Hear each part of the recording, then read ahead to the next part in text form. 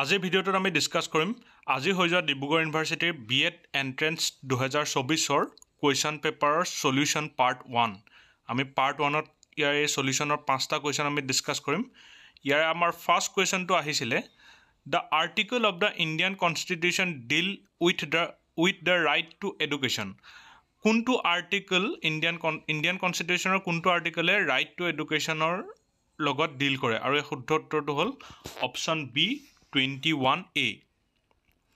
Next question to with which sport is the CK Naidu Trophy associated? CK Naidu Trophy কোনখন খেলৰ লগত জড়িত আৰু ইয়াৰ শুদ্ধ উত্তৰটো হৈছে অপশ্যন বি ক্ৰিকেট। থাৰ্ড কুৱেশ্যনটো আছিলে who wrote the famous Assamese novel অসীমত যাৰ হেৰাল সীমা আৰু ইয়াৰ শুদ্ধ উত্তৰটো হৈছে option D Bhuban Mohan Barua.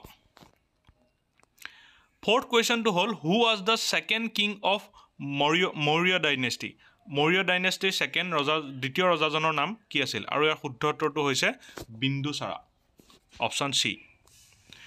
5 number কুৱেশ্যনটোত আমাৰ মেথছ কৰিবলৈ আহিছিলে কোনে কি উদ্ভাৱন কৰিছিলে ফাৰ্ষ্ট অপশ্যন এ ফটন কোনে উদ্ভাৱন কৰিছিলে ফটন উদ্ভাৱন কৰিছিলে এলবাৰ্ট আইনষ্টাইনে।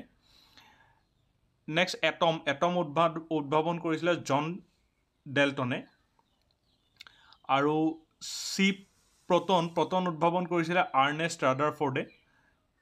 ডি ইলেক্ট্ৰন উদ্ভৱ কৰিছিলে জে থমছনে আৰু নিউট্ৰন উদ্ভাৱন কৰিছিলে জেমছ চেডউইকে। তাৰ কাৰণে অপশ্যন কাৰেক্ট আনচাৰ হ'ব অপশ্যন এ।